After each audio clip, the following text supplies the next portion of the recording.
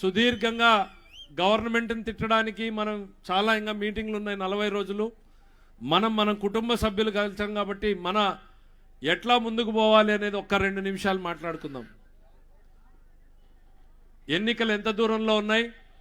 ఓ 30 రోజుల దూరంలో ఉన్నాయి. కరెక్ట్గా 3 రోజుల్లోనో 4 రోజుల్లోనో ఎన్నికల షెడ్యూల్ వచ్చేటువంటి పరిస్థితులు వచ్చినాయి. మరి ఇట్లాంటి తరుణంలో నిన్న జరిగినటువంటి పరిణామాల్ని ఒక్కసారి మనం ఆలోచించుకోవాలి. దేశంలో వరుస విజయాలతో విజయ శంఖారావం పూరిస్తున్నటువంటి భారతీయ జనతా పార్టీ, తెలుగుదేశం పార్టీ, జనసేన 3 పొత్తును నిన్న ప్రకటించినటువంటి విషయాన్ని ఈ సందర్భంగా గుర్తు చేస్తున్నాం. ఇది దేనికి సంకేతం? దేనికి సంకేతం? భారతీయ జనతా పార్టీ ఈ ఆలోచన చేసింది అనంటే ప్రజల నాడిని మునివేళ్లతో పసిగట్టగలిగేటువంటి నాయకత్వం ఉన్నటువంటి భారతీయ జనతా పార్టీ, తెలుగుదేశం పార్టీ, జనసేనని రావాలి, కావాలి, కలవాలి అని కలుపుకున్నారు అనంటే ఆంధ్రప్రదేశ్ ప్రజల గుండె చప్పుడు ఢిల్లీకి అర్థమైంది. జగన్మోహన్ రెడ్డిని బంగాళాఖాతంలో కలపడానికి సిద్ధంగా ఉన్నారు అన్నటువంటిది ఢిల్లీ గుర్తించింది. కాబట్టే మన నాయకులను పిలిచి మనం కలుద్దాం, ఈ రాష్ట్రాన్ని ముందుకు తీసుకెళ్దామంటూ అటు మోడీ గారు, అమిత్ షా గారు ఆలోచనలతో, నడ్డా గారి ఆలోచనలతో నిన్న ప్రకటన చేశారు. రేపో మాపో ఏ సీట్లలో ఎవరు అనేటువంటి ప్రకటనని మన అధిష్టానం నిర్ణయం తీసుకోబోతుంది. ఈ కలయిక అనేటువంటిది ఈ రాష్ట్రానికి మేలు కలయికగా మారబోతోంది అనేటువంటిది ఈ సందర్భంగా గుర్తు చేస్తున్నాను. ఈ కలయిక అవసరం ఏంటి అనేటువంటిది ఒక్కసారి ఆలోచించండి. చంద్రబాబు నాయుడు గారు, జగన్మోహన్ రెడ్డి గారిని చూస్తే నేను పదే ప్రతి మీటింగ్లోనూ చెప్తాను, చంద్రబాబు నాయుడు గారి ఆలోచనలో కూడా చెప్తాను, అప్పులు తేవాలి, అప్పులు కావాలి, అప్పులు తేవాలి, అప్పుల్ని అభివృద్ధికి పెట్టుబడి పెట్టాలి, ఆ అభివృద్ధి నుంచి ఆదాయాన్ని సృష్టించాలి, అది పేదలకు పంచాలి అనేటువంటిది చంద్రబాబు నాయుడు గారి ఆలోచన అయితే, చేతగాని ఆలోచన లేనటువంటి ముఖ్యమంత్రి గారు అప్పులు చేసి నేను పంచాను అదేదో గొప్ప అనుకుంటే రాష్ట్రం మరో 3 నెలలు కూడా ముందుకు సాగలేనటువంటి పరిస్థితిలోకి వెళ్ళిపోయింది. ఆర్థికంగా కుప్ప కూలేటువంటి పరిస్థితి వచ్చింది. లక్షల కోట్ల రూపాయల బిల్లులో పనిచేసినటువంటి వాళ్ళందరికీ పెండింగ్ ఉన్నాయి. ఉద్యోగస్తులకు సంబంధించినటువంటి పెన్షన్లు పెండింగ్ ఉన్నాయి. మా పోలీసు మిత్రులను అడిగితే చెప్తారు వాళ్ళ లీవ్ ఎన్కాష్మెంట్ కూడా ఇవ్వనటువంటి పరిస్థితుల్లో ఈరోజు ఉంది. రేయనక పగలనక ఎండనక పనిచేసేటువంటి పోలీసు మిత్రులు ఓ 10 రోజులు సెలవు వాడుకోకుండా పనిచేస్తే అది వాళ్ళకి జీతం ఇచ్చేటువంటి వెసులుబాటునిస్తే ఆ లీవ్ ఎన్కాష్మెంట్ కూడా వాళ్ళకి క్యాష్ ఇవ్వలేనటువంటి పరిస్థితుల్లో ఉంది. ప్రభుత్వంలో చంద్రబాబు నాయుడు గారు గతంలో జీతాలు పెంచితే ఈ ప్రభుత్వం రివర్స్లో తీసుకెళ్ళింది. టీచర్లకు జీతాలు తగ్గాయి, కరెంట్ వాళ్ళకి జీతాలు తగ్గాయి, పోలీసు వాళ్ళకి జీతాలు తగ్గాయి. ఇది అభివృద్ధి అంటారా, తిరోగమనం అంటారా? ఇక్కడున్న మిత్రులందరి మనసుల్లో కూడా ఒక్కటే ఉంది, ఎప్పుడెప్పుడు ఈ సైకోని బంగాళాఖాతంలో కలుపుదామా అనేటువంటి ఆలోచనలో యావత్ రాష్ట్రం ఉంది. ఈ రాష్ట్రానికి ఢిల్లీ ప్రభంజనం తోడు కాబోతోంది అనేటువంటిది ఈ సందర్భంగా చెప్తున్నా. నేను రాష్ట్ర ఆర్థిక రథ చక్రాలను మళ్ళీ ప్రగతి బాట పట్టించాలి అనంటే కేంద్రంలో ఉన్నటువంటి పాలకుల అవసరం ఈ రాష్ట్రానికి ఎంతో ఉంది. మరి వాళ్ళు మనల్ని గుర్తించి మనం కావాలనుకున్నప్పుడు మనం ముందుకు అడుగేయడం ఈ రాష్ట్రం కోసం మేలు కలయికగా మారుతుంది అనేటువంటిది ఈ సందర్భంగా మరొక్కసారి చెప్పదలుచుకున్నా. ఎందుకనంటే రాష్ట్రంలో జరిగినటువంటి కీలక పరిణామం ఇది, దేశంలోనే జరిగినటువంటి కీలక పరిణామం ఇది. ఓ రిపబ్లిక్ టీవీ ఛానల్, దేశంలో అగ్రగణ్యంగా ఉన్న ఛానల్ మొన్న రాత్రి చంద్రబాబు నాయుడు గారి గురించి అద్భుతమైన మాటల్ని చెప్పాడు. సోషల్ మీడియాలో మన వాళ్ళు షేర్ చేశారు చూడండి. ఆయన రిపోర్టర్గా ఉన్నప్పుడు దేశానికి చంద్రబాబు గారు ఎట్లాంటి ఆలోచనలు ఇచ్చాడు అనేటువంటిది ఆయన రిపోర్టర్ చెప్పాడు. నేను ఇంతవరకు ఎవరిని పొగడలేదు, నా జీవితంలో ఇది కూడా పొగడతాను నేను అనుకోవడం లేదు, ఆయన గురించి నిజాలు మాత్రమే చెప్తున్నాను. ఈ రాష్ట్రానికే కాదు దేశానికి కూడా చంద్రబాబు అవసరం ఉంది, కాబట్టి ఈ కలయిక దేశానికి కూడా మంచిదవుతుంది అనేటువంటిది ఆయన చెప్పినటువంటి పరిస్థితి వచ్చింది. ఈ మేలు కలయిక మనకు కూడా మంచిది కావాలి, ఉరవకొండ నియోజకవర్గానికి కూడా మంచిది కావాలి, 1994 should repeat in 2024. 94లో రాష్ట్రంలో ఆ రోజున్నటువంటి కాంగ్రెస్ పార్టీ ప్రధాన ప్రతిపక్ష హోదా కూడా లేకుండా పోయింది. రేపు ఎన్నికల్లో ఈ వైఎస్ఆర్సీపీకి ప్రధాన ప్రతిపక్ష హోదా లేకుండా తరిమి కొట్టేందుకు మనం సమాయత్తం కావాలి అనేటువంటిది ఈ సందర్భంగా కోరుతున్నాం. ఒక్కసారి ఉరవకొండ అభివృద్ధి గురించి 4 మాటలు మాట్లాడి విషయంలోకి వద్దాం. ఈ ఎదురుగా కనపడుతున్నటువంటి నేషనల్ హైవే చంద్రబాబు నాయుడు గారి హయాంలో వేసినటువంటిదే. ఇట్లాంటి నేషనల్ హైవేలు 3 ఈ నియోజకవర్గంలో వేసుకున్నాం. గ్రామాలకు బీటీ రోడ్లు వేసుకున్నాం. ప్రభుత్వ డిగ్రీ కాలేజీకి భవనాలు కట్టాం. జూనియర్ కాలేజీకి భవనాలు కట్టాం. జీబీసీ గుంటకల్ బ్రాంచ్ కెనాల్ని మోడర్నైజ్ చేశాం. హంద్రీనీవా కెనాల్ని వైడనింగ్ 70% చేశాం. కాలువలు తవ్వాం. చెరువులకు నీళ్లు ఇచ్చాం. తాగునీటికి పైప్ లైన్లు వేసాం. మరి ఉరవకొండలో 3,000 మందికి ఇళ్ల పట్టాలు ఇచ్చాం. 18,000 మందికి ఇళ్లని మొట్టమొదటిసారి రాష్ట్రంలో అత్యధికంగా ఉరవకొండకి ఆ రోజు శాంక్షన్ చేయించుకున్నాం. మరి ఉపకాలం మరి ఇవాళ చెరువుల గురించి చెప్పుకుంటూ పోవాలంటే మరి కోనాపురం కావచ్చు, మోపిడి కావచ్చు, సిర్పి, బెలుగుప్ప, ఇప్పేరు, ముద్దలాపురం, చిన్నముష్టూరు, లతవరం, శేక్షాన్పల్లి చెరువులకు నీళ్ళు ఇచ్చాం. మరి కరుట్లపల్లి చెరువులకు నీళ్ళు ఇచ్చినటువంటి పరిస్థితులు ఇచ్చాం. కాలవల్లి పరుగులు పెట్టించాం. నిద్రపోకుండా చంద్రబాబు నాయుడు గారు పనిచేస్తే ఆ వేగాన్ని అందుకునేటువంటి ప్రయత్నంలో మనము శ్రమపడ్డాం. అంతో ఇంతో కొంత ఈ నియోజకవర్గానికి ఏమైనా చేశామోనంటే అది మనమే చేశాం, తెలుగుదేశం పార్టీనే చేసింది అనేటువంటిది సందర్భంగా గుర్తు చేస్తున్నాం. జగన్మోహన్ రెడ్డి గారు, విశ్వేశ్వరరెడ్డి గారు ఏం చేశారు? ఆయన జగన్మోహన్ రెడ్డి గారు జలదీక్ష చేశాడు. ఉరవకొండకు వచ్చి, అన్నా 3 నెలల్లో మీకు 80,000 ఎకరాలకు నీళ్లు ఇస్తానన్నాడు. ఏమైందన్నా? 3 నెలలు కాదు, 5 సంవత్సరాలైంది. 3 అడుగులు తవ్వావా కాలువని నేను అడుగుతున్నా. 3 ఎకరాలకు నీళ్ళు ఇచ్చావా అని అడుగుతున్నా. 3 ఇంచుల కాలువ తవ్వావా అని అడుగుతున్నా. 3 గంపల మట్టి తీసావా అని అడుగుతున్నా. ఏమైంది మీ జలదీక్ష? ధనదీక్షలో పడ్డారు ఈరోజు మీరు. జలదీక్షలు కాదు. ఇక్కడ ఉన్నటువంటి విశ్వేశ్వరరెడ్డి గారు, అక్కడ ఉన్నటువంటి జగన్మోహన్ రెడ్డి గారు జలదీక్ష పేరుతో మాటలు చేసి వాళ్ళ ధనదీక్షలో పడిపోయారు. మీ మమేకమైపోయారు సంపాదనలో అనేటువంటిది సందర్భంగా చెప్తున్నాను. హంద్రీనీవా జలసాధన పేరుతో సమితి పెట్టాడు. ఎక్కడికి పోయిందో అడ్రస్ తెలీదు. మర్చిపోయారు కాబట్టి గుర్తు చేస్తున్నా వాళ్ళందరికీ. ఇన్పుట్ సబ్సిడీ వచ్చిందా? ఇన్సూరెన్స్ వచ్చిందా? సబ్సిడీ ఇత్తనాలు ఇచ్చాడా? ఫర్టిలైజర్ సబ్సిడీ ఇచ్చాడా? డ్రిప్ ఇచ్చాడా? స్ప్రింక్లర్ ఇచ్చాడా? మరి ఇంకేమి ఇచ్చాడయా? ఇది ఇచ్చినాడా? ఇది ఇచ్చినాడంట. అది కూడా ఇవ్వలేదు నాయనా.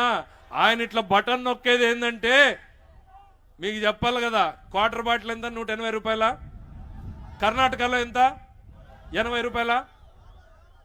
50ఏనా? 60. కర్ణాటక బార్డర్ మనకు కరెక్ట్గా ఈటి నుంచి 12 కిలోమీటర్లు, విడుపనకల్ నుంచి చూస్తే 1 కిలోమీటర్. 60 రూపాయల క్వార్టరు, 180 రూపాయల క్వార్టరు.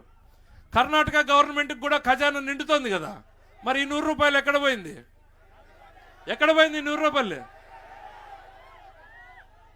డైరెక్ట్గా తాడేపల్లి పర్సనల్ అకౌంట్లోకి వెళ్ళిపోయింది. ఈ 80 రూపాయల్లో వచ్చిండేది సగం ఆయన నొక్కి సగం మనకు బటన్ నొక్కుతున్నాడు. సగం ఆయన నొక్కిండేదేమో మనం మర్చిపోయి బటన్ నొక్కినాడు అనుకుంటున్నాం. ఆయన నొక్కిండేది మనం జనాలకు గుర్తు చేయాల్సినటువంటి అవసరం వచ్చింది నాయన. ఇవాళ ఆయన సిద్ధం అంటున్నాడు. ఈ రాష్ట్రంలో నిన్ను ఓడించడానికి ప్రజలు సిద్ధంగా ఉన్నారు. నీ జే బ్రాండ్ మద్యం దాగి తల్లి తండ్రిని పోగొట్టుకున్నటువంటి ఆ కుటుంబ సభ్యులు నిన్ను ఓడించడానికి సిద్ధంగా ఉన్నారు. అప్పులతో ఆత్మహత్య చేసుకున్నటువంటి రైతు కుటుంబీకులు సిద్ధంగా ఉన్నారు. చేనేత కార్మికుల కష్టాలని తీర్చలేకపోయినటువంటి ఆ కుటుంబాలన్నీ కూడా నిన్ను ఓడించడానికి సిద్ధంగా ఉన్నాయి. ఉద్యోగాల పేరుతో మోసం కాబడినటువంటి యువకులు నిన్ను ఓడించడానికి సిద్ధంగా ఉన్నారు. జాబ్ క్యాలెండర్ పేరుతో మరోసారి మోసం కాబడినటువంటి నిరుద్యోగులు నిన్ను ఓడించడానికి సిద్ధంగా ఉన్నారు. ప్రతి అక్క, తల్లి, చెల్లి, అన్న ఏ ఒక్కరిని కదిలించినా కూడా నిన్ను ఓడించడానికి మేము సిద్ధం అనేటువంటి మాట వినపడుతుంది. మరి దళితులు 27 పథకాలని రద్దు చేశారు. వాళ్ళు ఓడించడానికి సిద్ధంగా ఉన్నారు. బీసీలని వెన్నెముక విరిచినటువంటి పరిస్థితి, వాళ్ళకు వచ్చినటువంటి పథకాలు రద్దు చేసినటువంటి పరిస్థితి. వాళ్ళు సిద్ధంగా ఉన్నారు. మైనారిటీల మీద దాడులు చేస్తే మైనారిటీలు సిద్ధంగా ఉన్నారు. ఏ వర్గం నీకు ఓటేయడానికి సిద్ధంగా ఉంది జగన్మోహన్ రెడ్డి? నెల్లూరు జిల్లా రాజకీయాలు చూస్తే అర్థమవుతుంది. సొంత సామాజిక వర్గం కూడా తెలుగుదేశం పార్టీ దారి పట్టింది. ఇక ఇంట్లో చూస్తే తల్లి చెల్లి కూడా ఏం చెప్తున్నారో అర్థమయ్యేటువంటి పరిస్థితి వచ్చింది. కళ్ళ ముందు కనపడుతోంది నీ భవిష్యత్ ఏంది అనేటువంటిది. ఈ రాష్ట్రంలో నిన్ను ఓడించడానికి నీ తల్లి చెల్లి సిద్ధంగా ఉన్నారు. ఆ విషయాన్ని గుర్తుపెట్టుకోమని చెప్తున్నాం. మేం కాదు, మేము మొదలు పెట్టకముందే నిన్ను ఓడించడానికి ఇంతమంది ప్రజలు సిద్ధంగా ఉన్నారు. ఇక మనం నియోజకవర్గంలో ఎక్కువ టైం తీసుకోవట్లేదు, ఎందుకంటే ఇంకా మీటింగ్లు ఉన్నాయి. మిమ్మల్ని కోరేది ఒకటే, ఈ నియోజకవర్గంలో కీలకమైనటువంటి వ్యక్తులు అందరూ ఇక్కడ ఉన్నారు. 30 ఏళ్లుగా మీలో ఒకడిగా, మీ వాడిగా, అన్నగా, తమ్ముడిగా భావిస్తూ నడిపించి తప్పటడుగులు వేసిన దగ్గర నుంచి 28 ఏళ్ల వయసులో జెండా పట్టుకుని ఉరవకొండలో తిరిగితే ఏ అభిమానంతో నడిపించారో ఈ రోజుకి అదే అభిమానాన్ని చూపించి నడిపిస్తున్నారు. గెలిచినా ఓడినా నేను మీ వద్దే, మీరు నాతో కలిసే అన్నట్టుగా సాగింది మన ప్రయాణం.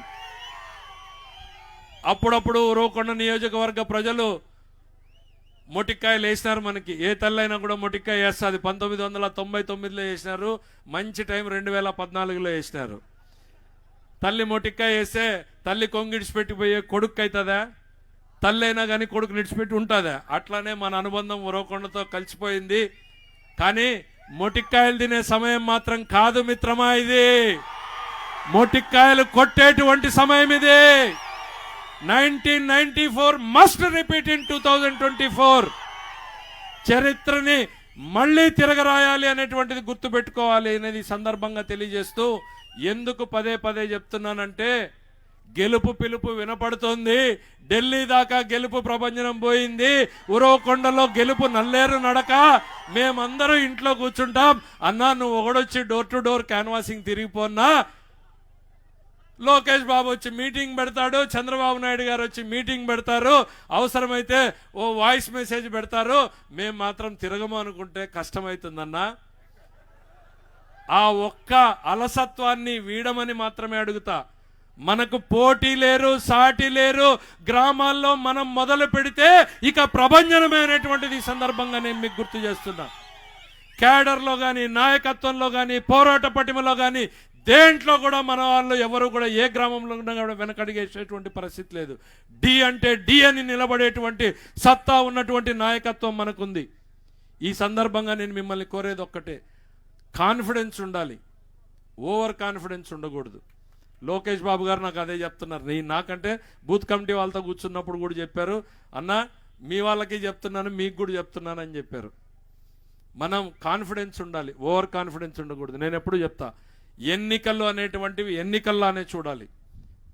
ఎన్నికలు అనేటువంటిది మనం ఎక్కడ మొదలు పెట్టాము అనుకుంటే ఓ 10 మైనస్తో మొదలు పెట్టామనుకుని 20 ముందుకు ఎట్లా పోవాలి అనేటువంటి ఆలోచన మనకున్నప్పుడే నిద్ర రాకుండా అది మనల్ని ఆలోచన చేస్తుంది, మనల్ని నడిపిస్తుంది. నేనొక్కడు నడిస్తే ఉపయోగం లేదు. తలా ఒక అడుగేస్తే ఇదొక సునామీ అవుతుంది ఉరవకొండ నియోజకవర్గం అనేటువంటిది ఈ సందర్భంగా నేను చెప్తున్నా. ఎందుకనంటే ఏ సర్వేలు చూసినా, ఏం చూసినా కూడా స్పష్టమైనటువంటి ఆధిక్యతనిస్తున్నాయి. అయితే అలా అని మనం ఇంట్లో పడుకునేటువంటి పరిస్థితి లేదు. ప్రతి తల్లిని, చెల్లిని, అన్నని, తమ్ముడిని ఓటు అడగాలి, కన్విన్స్ చేయాలి.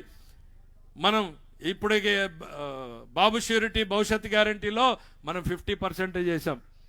ఆయన 50% చేయలేదు అంటున్నాడు. 50% చేశాము అని మనం చెప్తే, అన్నా మీరు 50% చేయలేదు అంటున్నాడు. ఏమనిపించుకుందాం మరి చెప్పండి. ఇంతవరకు నేను పెద్ద ఆయనతో అనిపించుకోలేదు, ఈయన అడిగించుకునే పరిస్థితికి వచ్చిన నేను. అవసరమా మనకి?